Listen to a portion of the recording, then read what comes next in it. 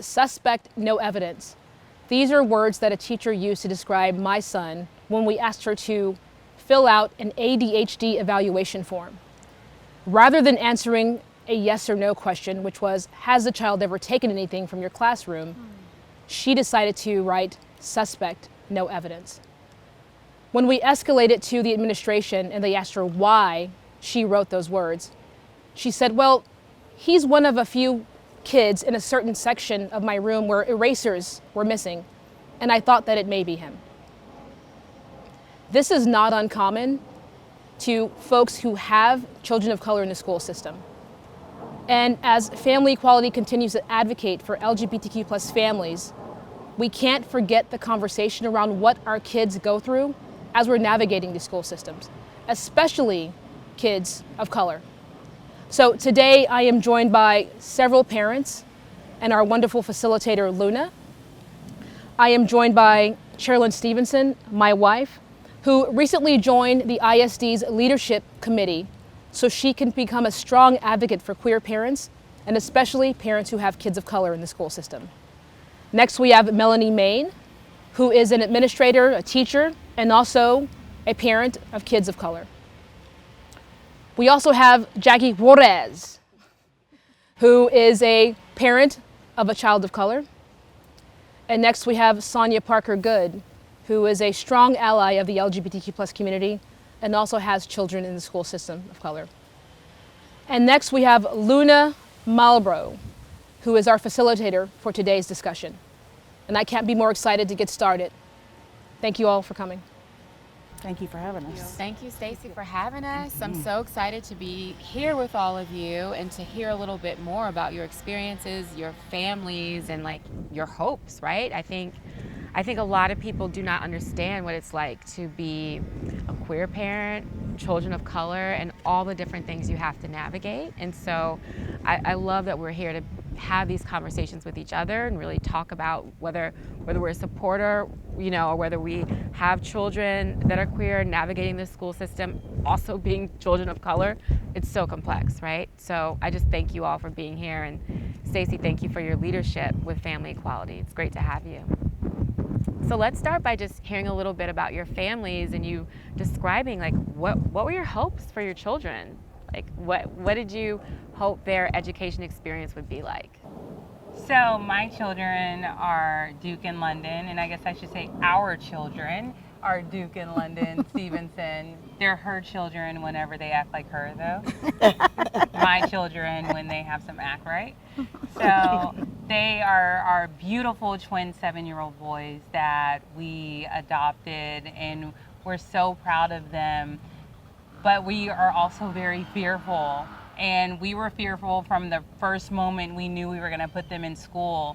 We saw firsthand the struggle even when they were 3 years old, and a boy told one of my sons, "Ew, you're kissing a boy," when he saw him kissing my wife, thinking because she had a bald head that, that was a boy. They came home and they were already talking to us about people asking them questions about having two moms. So we were very fearful, not hopeful, unfortunately. And what we did when the kids were, even before they went to elementary school, is we pulled them out of preschool and they had a full-time nanny because we wanted to really control that narrative and control the message that was being sent to them and that they were filled with self-love. And we felt that it was a little bit too soon to expect another school to be able to do that. So by the time that they did start kindergarten, we felt we had to. We're very big into education in our family, and we feel that that's the way to success is that education. So the way we dealt with it is really knowing that there wouldn't be representation for our kids in school. We knew that they would have an uphill battle. So Stacey and I had to make a concerted decision to say, we're going to be present, we're going to be loud, we're going to be proud, they're going to know who our name is, They're going to know who our boys are. They're going to know what we stand for, and we're going to advocate for them. So unfortunately, I don't necessarily come from a place of I was hopeful going in. I feel like I was cautiously optimistic, and we put everything in place to make sure that our kids could have the best experience and the experience that we wanted them to have. Thank you so much for answering that and really telling us like all the things that you were holding. Jackie, what about you? Yeah, so I think that really resonates. My wife, Jennifer, and I married 11 years ago and really didn't know that we wanted to have a family and expand our family. I think part of that was the fear of what is that going to mean, right? How are we going to achieve that? And so when the day finally came that we started that process, we ended at adoption. And that process in and of itself was, very emotional, and there wasn't a lot of representation in our community of other parents that had also other LGBTQ families that have adopted. So we were really kind of navigating that a little blind, which is also kind of our experience with the school system, because there really isn't a lot of representation in the preschool system. Thankfully, we landed on a preschool that was really welcoming and really loving and just took us in. But I think, like Cheralyn, we said the same thing. We're going to be loud. We're going to be proud. You're going to know who we are. If there's ever any shred of doubt that anything could be going in any direction that's not positive, we're going to advocate for our son, and we're going to make sure that he feels proud of who he is and the family he comes from. And we've just been following that path, and it's really been showing. We've been seeing the fruits of our labor, of that labor in him. So, yeah. And Melanie? I think I came at it from a different avenue because I have white privilege. And although I have lots of friends of color and have for a long time, much longer than I've had children, it's different to hear about it from adult perspectives than to see it happen to your own children. Also because I'm in the school system, and I worked in a very diverse school system where people really loved kids and honored their culture, I hoped that would be the case for my children. But having moved from one school system to another because of where we lived and the drive, I said, okay, well, we'll go ahead and put our kids in school here. My kids are all non-white. We have 3 children. The 15-year-old is Kaylee, and she's a cheerleader, and that is a real sport, so I will not go on that. And she is Salvadorian, Mexican, and white, and could definitely pass as white. So we didn't see it so much with her. My son that's 11 is Mexican, and he's darker, and we've seen some things with him that we were a little shocked by. And then our youngest is 8, and she's half black and half white. And the things we've experienced since adding her to our family have even been very different than what we experienced with them, as far as things that people will even say, like, well, where did you get them, or where did they come from, or, things like that. And it's like, seriously, and also, being in a school that, it's diverse for the area we live in. It's the most diverse school, but that's still kind of laughable considering. But really, like you guys said, being loud, because I work in that school system, I've really handpicked a lot of teachers because I want my children to have teachers that look like them, because my wife and I are both white, and I need my kids to have examples of color, and so I've handpicked teachers, and then I've had to speak up, even in my own school system. When a principal was outwardly racist, and at a kindergarten roundup, she hugged all the white children. And my half African American daughter, who had never known the label for racism, said, "Why'd she just only hug the white kids, Mommy?" Before I could answer, a black man quickly said, "Because she's a racist, baby." So then I said, "Oh, so we explained, what a racist was, and luckily she got demoted. But it took some time because nobody was listening to the black parents. And so it took me saying, no, I've witnessed it. And then they're like, oh, you witnessed it? Like that meant more, which is not the way it should be. And it scares me for my kids, because I know that people are going to discount things they say because they're not white. And there's so much to unpack with what all y'all are saying, so I have a lot of follow-up questions, but I definitely want to hear from you, Sonya, and hear about your experience. Sure. I have probably been a mom longer than everyone up here. I have a 33-year-old daughter, and I have 2 stepdaughters in our blended family now, one 18, Yasmin, who just went to college this fall, and Jasmine, who is 17, and Brittany, of course, who's 33. So in my experience, I would hate to to think that not much has changed, but that's unfortunately what I've seen. Raising my daughter, she was born in '88, so pretty much in the '90s. She was a '90s baby. And raising her during that time, I find that I still have the same fears today for my kids that I had when Brittany was coming up in school. Even though we also lived in a predominantly white school district, living in Richardson, and her growing up in Richardson School District, there was always this, this desire to fit in. And I always thought if she could just fit in, if she would, just be a part of, the crowd. And I think about what we go through as parents when we're talking about socializing our kids. And I think, what does it mean to socialize? And I think I heard someone say once that to socialize means that you're becoming suitable for society. And when I hear someone say you're made to be suitable for society, what I think about is we're going through all of this trouble to socialize our kids so that they're suitable for society. But I wonder about the society and if the society is suitable for our kids.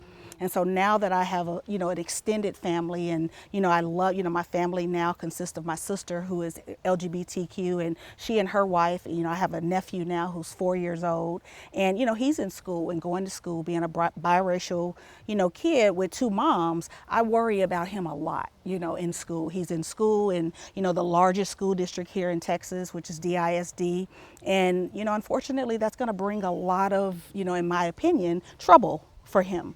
And so I do worry about that. And it's, for the same reasons that I worried about, my girls. Our youngest had a lot of, mental health issues when she was coming through school. And so always being labeled as the troublemaker, not really being looked at as a kid with mental health issues, but being looked at as the kid that was making trouble.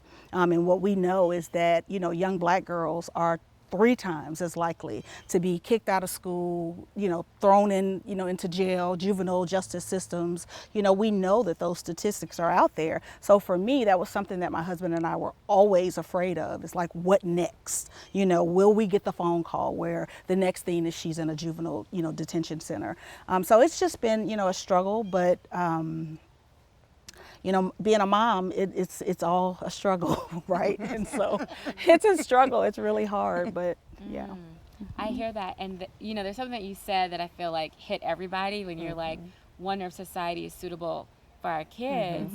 And it made me think of like the question that I had for all of you around everything that you were weighing when you were deciding to choose what school to send your children to. And Cheralyn, I know you talked about that a little bit, but if like all you can think, can kind of share about what was that experience like when you were wondering, like, is this a suitable place? Like, what were some of the concerns that you had that maybe someone who doesn't have all, all the identities you have and, the families that you have, what would they might need to know about everything that you're holding when you're making that decision of like, where do I send my kids to school? And can I just say, very quickly, because there was no decision to be made with my kids. I mean, my kids went to public school and that was it.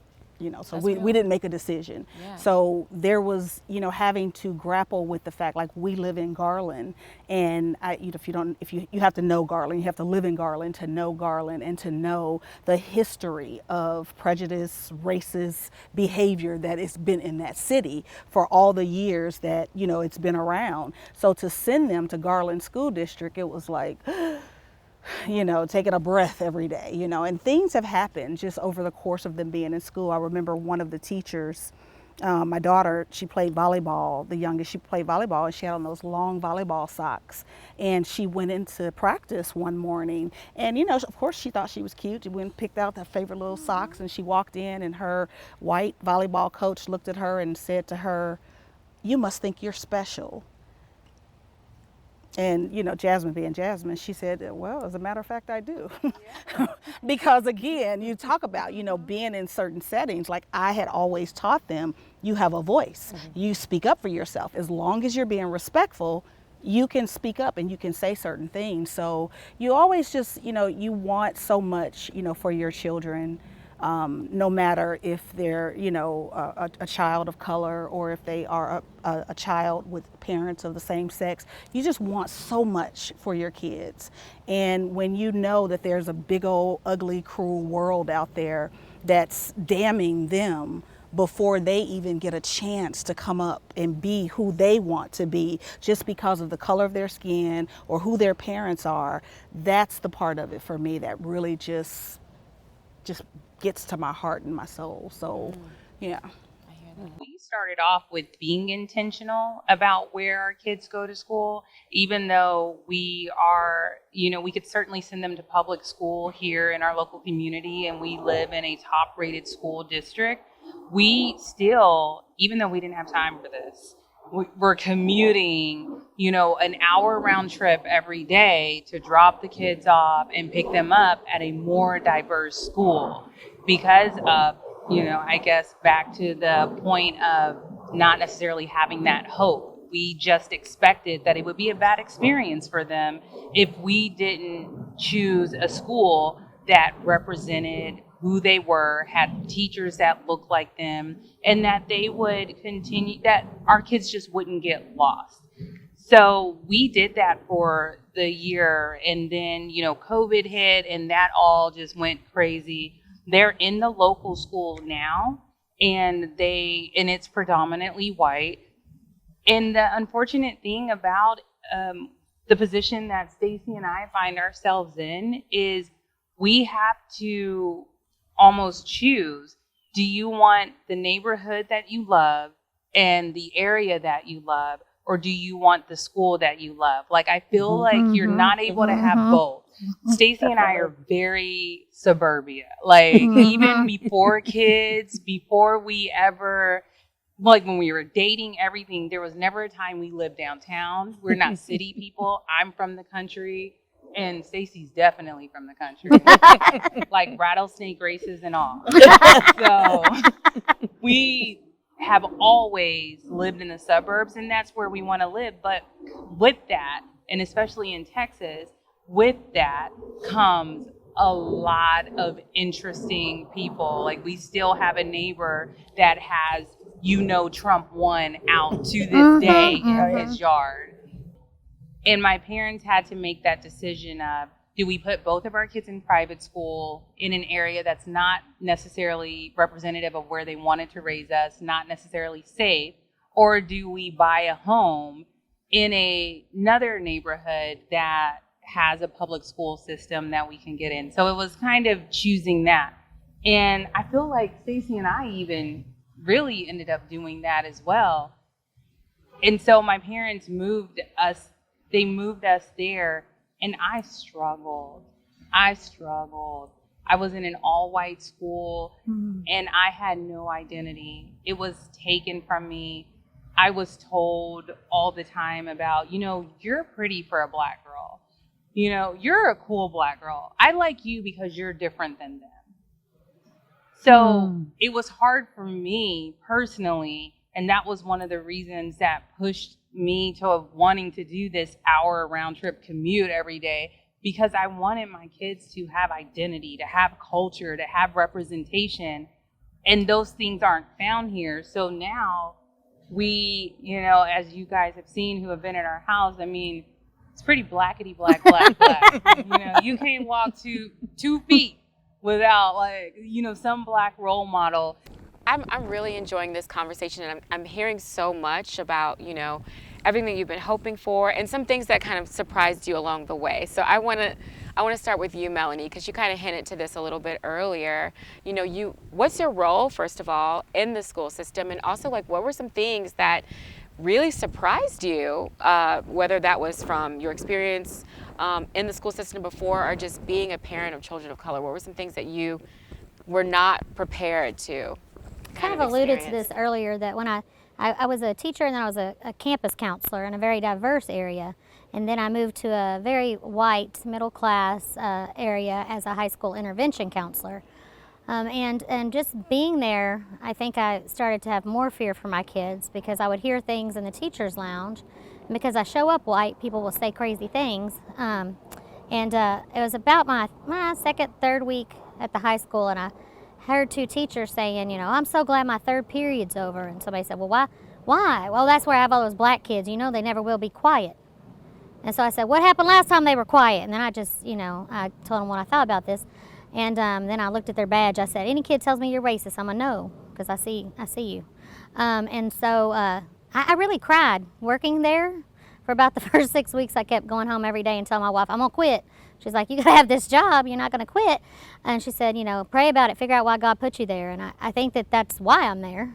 Because I think because I can show up white, that I'm able to make changes that when other people won't listen.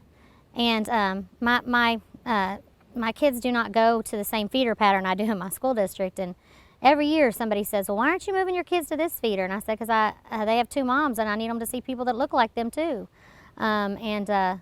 In a school of 2,500, we had 10 black educators last year. We're now down to 3.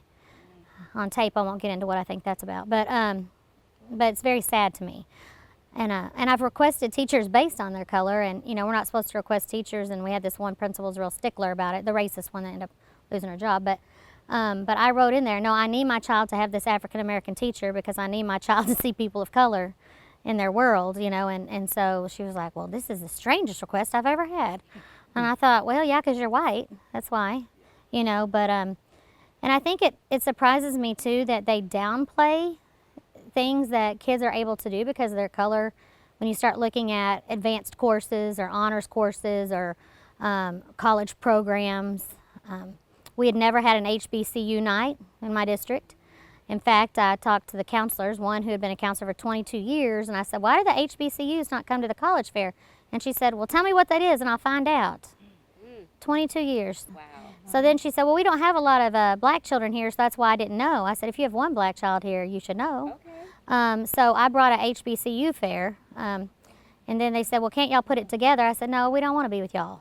Because I said, y'all didn't want them with the, they're like, you're white, right? And I said, yeah, sometimes I forget, but I said, but so I was able to have the HBCU night. We had 22 colleges represented. I had alumni come. We also did the fraternity and sorority thing, which is such a bigger deal. When, especially, I told the kids, even if you're going to go to a predominantly white institution, then you still need to know what sororities and fraternities are so you can find people that you fit with. And it was amazing. And we have one custodian that's African American. He said, Miss Maine, where you got all these black people from? And I said, well, because at first I just wanted to do it at my school, but then I said, well, that's not fair to the other schools in the district, so we invited everyone. And I was told eventually by the superintendent that, well, from now on we need to really merge it because we don't want to seem like that we're being discriminatory. I said, oh, okay, we're worried now. Okay, I see that. And so, it's things like that really have made a difference. Thank you. And honestly, you're making a difference because we need, I have something to say about that. Oh, yes. I would just say, like, we say the word allies, but I like the word accomplice because when you're an accomplice, you're in it and you're not just being like, I'm rooting for you. You're like, I'm taking notes, I'm taking names, I'm reporting, I'm behind the scenes. I see what's happening. But yeah, So one of the cool things was Melanie reached out to me about that HBCU night to ask about people that could support and be part of it. And my previous colleague's husband is the police chief of a predominantly black city here in Texas, in Duncanville. And so he was able I forgot he came and did that guest speaking. Yeah, so he did a guest speaking opportunity. So it's so beautiful, like the synergy and the sisterhood, and we're so connected with wanting that representation for each other. And so I was so excited when Melanie reached out. I was like, hell yeah, I know someone, and I'm glad that she was able to make that happen. After that guest speaking event, I said, okay, and I've been talking to some other teachers that are people of color, and then also just white teachers that are woke, because we got to have those, because we barely got any people of color. And and I said, y'all, I really want to take a picture of just all the black students with him. And they said, we gonna get in trouble. I said, well, better forgiveness, right? So at the end, I said, okay, I need all the black kids to line up at these bleachers. And my principal was like, dear God, what's going on, And so I said, okay, y'all, come on, hurry up, And they're all like, oh, we better get up there. Miss Maine's like yelling on the mic. And so we got a picture with all the black students, and that's one of my favorite pictures because I have that in my office, and I just, when I want to quit, I remind myself, these kids need me. Same thing for the LGBT kids at our schools. They're discriminated as well. But yeah, it's different. It's different when you come at it from a parent. Like, I can be an activist all day or an accomplice at my school, but when you go as a parent, you see how they kind of look at you, and and they always say, "Oh, that's so nice that you adopted these children." And I wonder if they'd say that if they were white. I feel like that it's more like, "Oh, these poor little minority children." And I'm like, no, they blessed me. Like, and people have a lot of thoughts about, transracial adoption and things like that. And I don't think everybody should do it, because I know too many people that have done it, and I don't know if they went into it understanding, but you don't get to adopt kids that are not white if you're not going to fight the fight. Great. And you've got to have friends of color, because that's not fair to them, So, but so. Save for the people in the back. Well, Jackie, I know you had your own experiences that surprised you too. So if you want to kind of break that down. So my wife and I was laughing when you said that you guys are not city girls, because Jennifer and I are city girls. And I mean, we were the downtown loft, like the living in the neighborhood city girls. So when we adopted our baby, it was integrating him into our life, finding a preschool that was, we would drive the hour-long drive to find a preschool that was the right fit, that was really diverse, that really helped, was welcoming and loving.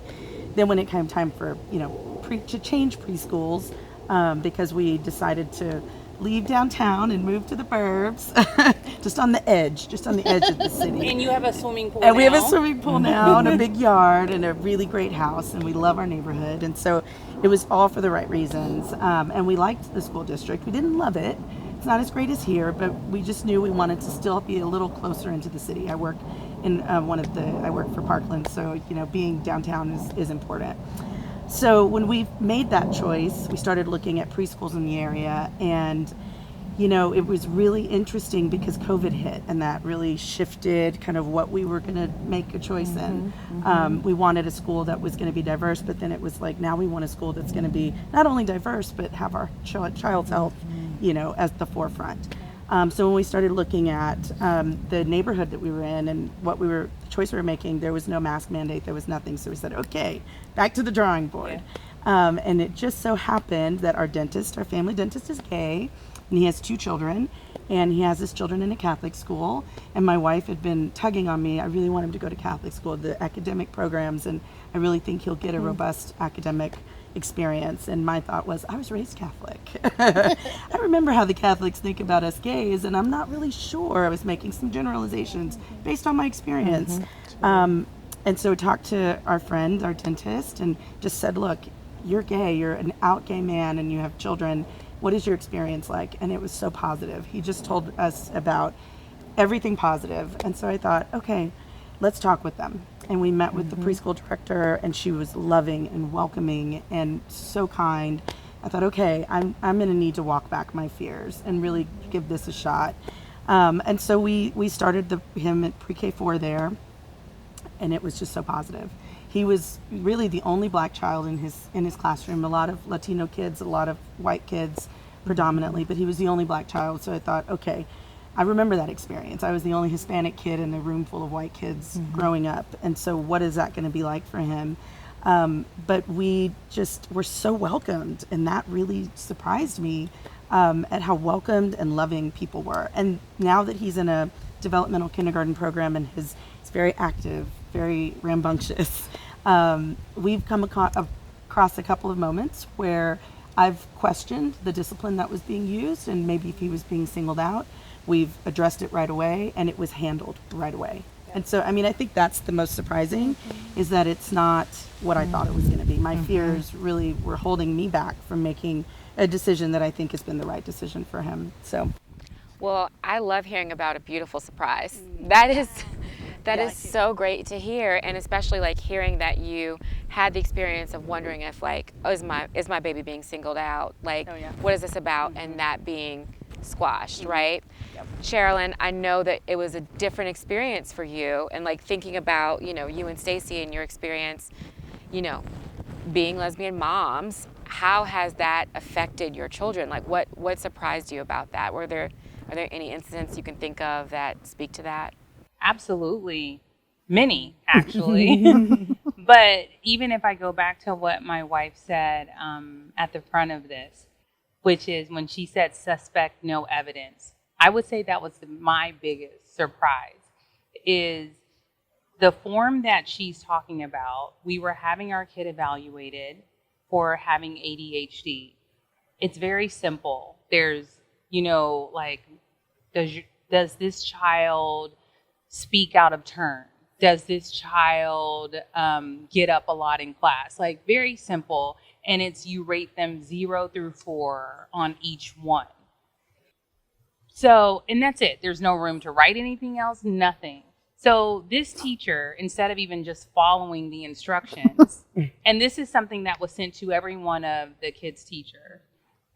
And so instead of her following the instructions and just circling 0, 1, 2, 3, or 4, she decides on the one question out of 50 that says if they've ever taken anything, she writes suspect, no evidence.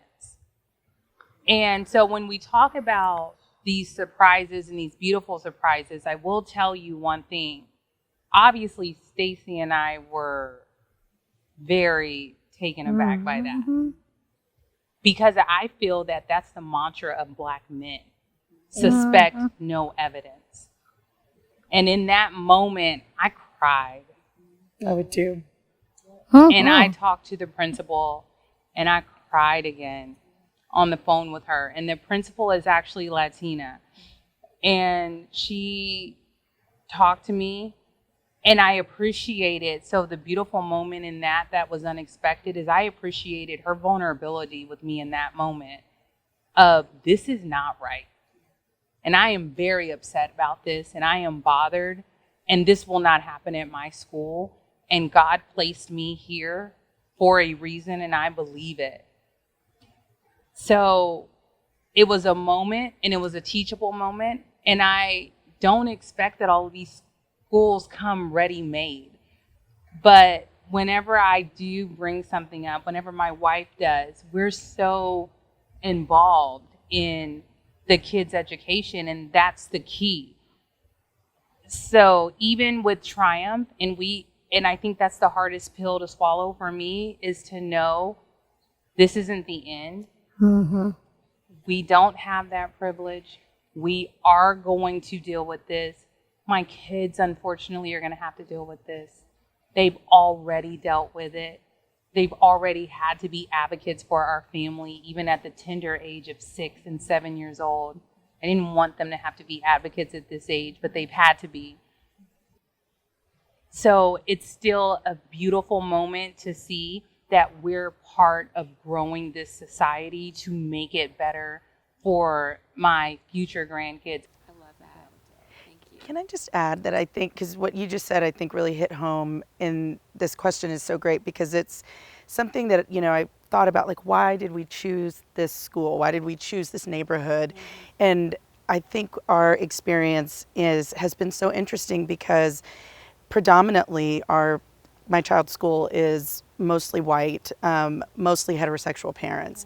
But I've walked into moments in his aftercare program where a little 3-year-old girl was asking, she just was so innocently asking him about the skin color of his mommy. She said, "Is your mommy the same color as you?" And I walked in, and he's African American, I'm Latino, but people think that I'm mixed or something. And so when they saw me, we started talking about skin color, and then started talking about parents. And she said, "Mommy and Daddy." And I said, "No, Kaden has 2 mommies."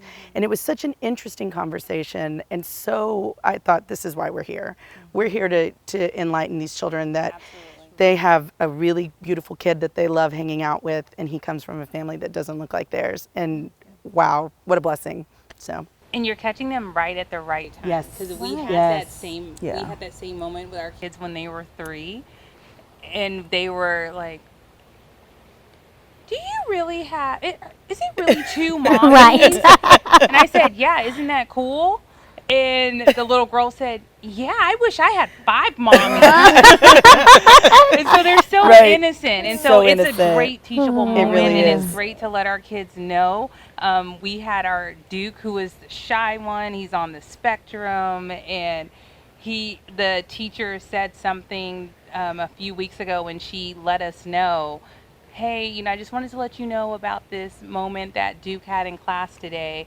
I mentioned something about your mom and dad at home, and Duke, who is my really super shy, sit in the back class, not want to talk to anyone kid, it's like, excuse me, I have two mommies. And so she sent me that message, and I just lost it. Yeah. I was like, oh my God, you want a pizza party? I love it.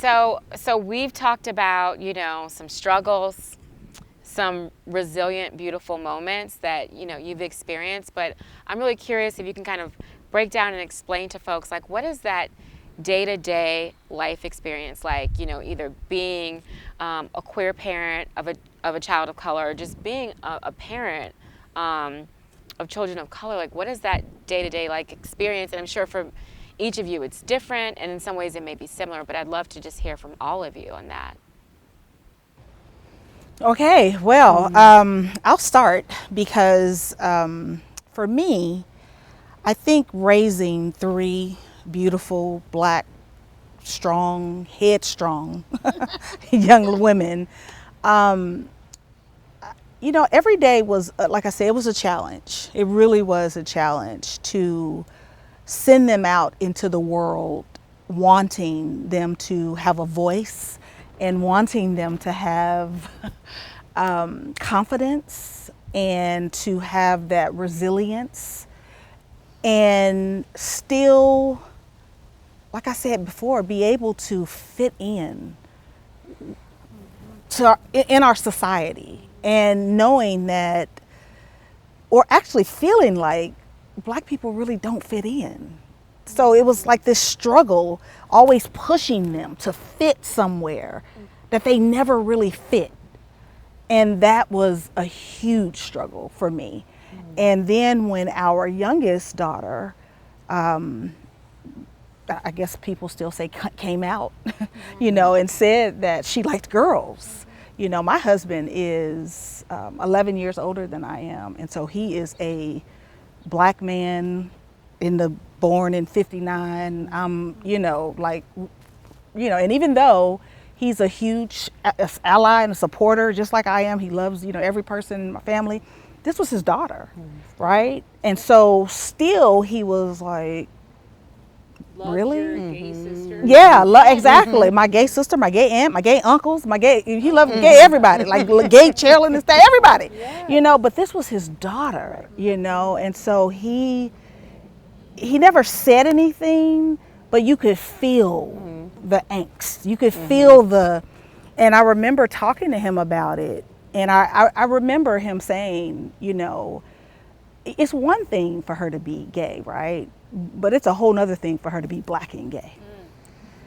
Like, that was a whole nother set of problems that you already think about your child being Black in this world, but now being Black and being a lesbian. You don't know, it's almost like how much more, what else can, she handle? So it was a struggle. It was really, it's been difficult. It's been fearful, to watch everything that has happened, especially over the pandemic, from George Floyd to, the young lady, Ariana, what's her name, that was shot in her, it's just been, you're so fearful of what can happen to your children. And like I said, with our youngest having mental health issues and self-harming and suicidal ideation and all of that, you just worry so much about, will she overcome these things? Will life get better for her? I'm happy that some days they are, the days are getting better. I'm very happy about that, but some days she still struggles. And even that alone causes us, because she's a Black female, this Black female who already, we already carry this image of angry black woman. We are the ones that are strong and carrying the charge. And so now she has all of these big opinions and big ideas and big thoughts, and she doesn't always know how to present them well because she's very, emotional, but very, just dealing with a lot of her own traumas and her own struggles and things that happened early on in her childhood. And so I just worry about her all the time, like where's this going, and so just having to, constantly talk. I mean, y'all, we're parents. Yeah. Like this stuff doesn't end. Like I said, I have a 33-year-old and I'm always on the phone talking to her, because it doesn't end. You think parenting is for a moment in time, but the feelings, they never go away. You never stop worrying, you never stop wondering, you never stop wishing. And I just share that with y'all. It never goes away. I'm seeing some big head nods. Yeah. That's exactly, that's the first thing when you asked that question, the first thing that came to mind was anxiety and worry. I think it's this constant feeling of what's he going to walk into today? Is he going to be labeled the loud, bad kid? Is he going to be labeled the busy kid? Because he is busy. And I don't want him. White kids are too. That's right. That's right. And that's the interesting part is just when it's him and always trying to navigate and take my own temperature. Am I overreacting? Am I making false accusations, or am I assuming they're coming from a bad place? That part in me. So I think it is a constant worry. It's knowing that I'm going to worry about him for the rest of my life because he's going to navigate this world without me next to him at some point. And I want to make sure he has the tools, the strength, the words, the restraint, the ability to advocate for himself. And he's a strong kid and he's a proud kid. He's a happy boy. But he's also impulsive and, he is loud and he's funny and rambunctious. And so wanting to help him learn how to hone all of that, how to bring it in and to use his powers for good. So I'm constantly, I think that really resonated with me, worry. Good, and I will say to that, when you said about overreacting, I mean, if you're a parent with a African American or a child of color, period, overreact. Yeah, It's necessary. It's necessary, It's right? constant, right? Overreact. I think, Sonya, that's what worries me is because I really try to always, when something happens, of course, our natural instinct is we want to protect our kids and we want to make it better. But I think, having grown up white and still having white privilege, I have to always think, okay, could this be racially motivated? And I have to look at it from that lens, and I have to make sure that I remember that. And could this be because they have two moms? I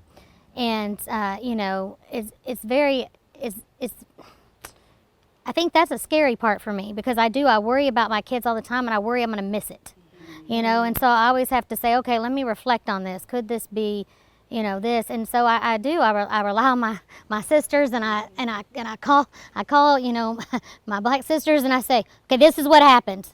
What am I missing? Am I missing anything? And because I think you're right. Like, we have to look at things so differently and understand. And it's that same thing. I mean, my 8-year-old Kinsley, she is full of energy, as they say, and but I don't want to break her spirit because it's what makes her who she is, and and so finding those teachers that are spirited too, that seems to be a good match. Or my 8-year-old son, he struggles a lot with the race thing.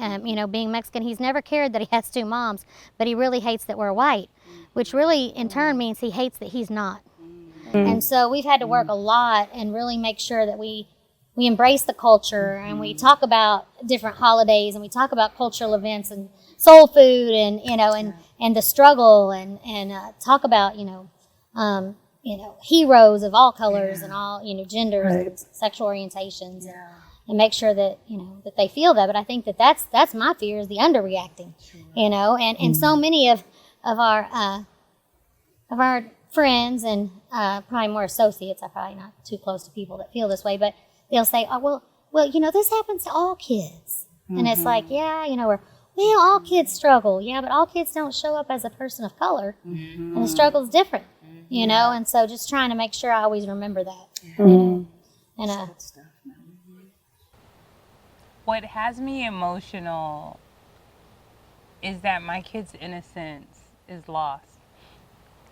They don't get to just exist, and they don't know why mommy and mama tell them they can't just go run outside by themselves and play with all the neighborhood kids who don't look like them. And so I cry and I get emotional for the innocence that's lost for my kids because they just want to be kids. But my wife and I have an extraordinary responsibility to make sure that they aren't put into a category of a predator because they have lesbian moms, or a predator because they're black men with a white girl. So we have to, every time that they come home and they say, you know, Becky Lou is my girlfriend. No, she's not. What's a girlfriend? No, she's just a friend. There's no difference. And we take that innocence from our children, and I'm emotional, and I yearn, and I cry, and I wish that my kids had the innocence and the privilege of being able to just play with kids, and they can't. And my wife and I have to remind them every day, you know, and if they even get in a little bit of trouble at school, we're on them as if they just punched a kid in the face. Right. Because we don't get to make those mistakes. Because we're judged so harshly in the black community.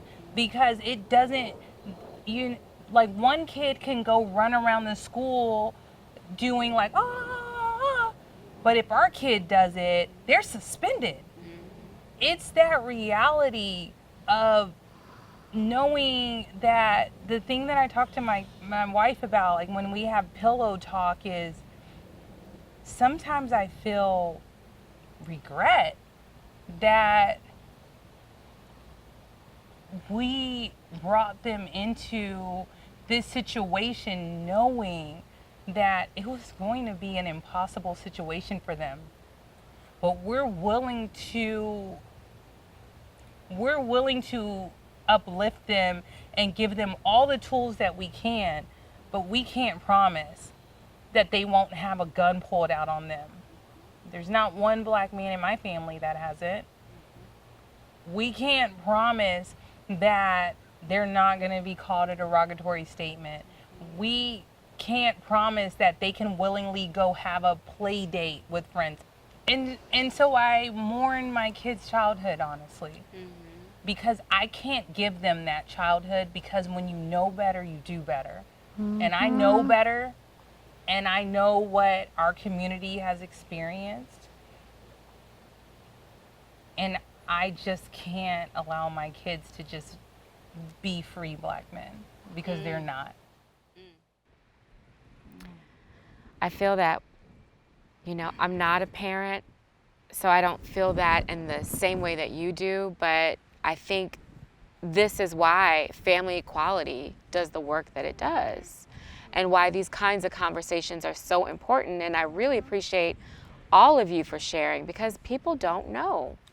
And we have to illuminate this. You know, we have to illuminate everything, that all the fear that you all share, that you hold, right? And we have to illuminate that so the hopes that you have can be realized.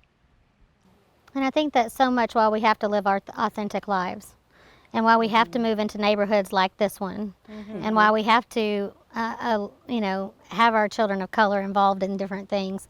So, and being out lesbians, you know, not Sonya, but the rest of us.